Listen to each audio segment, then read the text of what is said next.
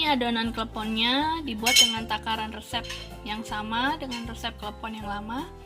Bedanya hanya cairannya dibuat mendidih. Hasilnya adonannya lebih kenyal dan lebih gampang dibentuk. Jadi cairannya bukan hangat tapi mendidih.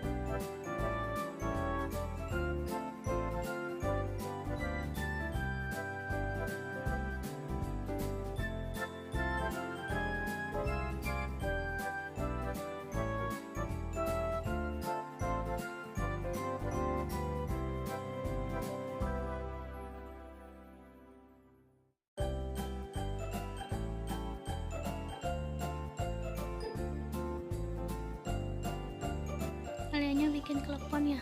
Iya. Bolongin ya?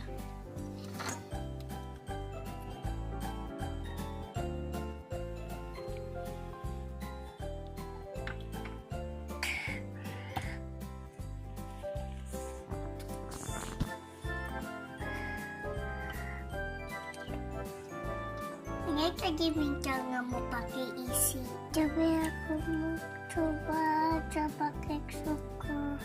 Tapi aku udah gigit ini. Kenapa?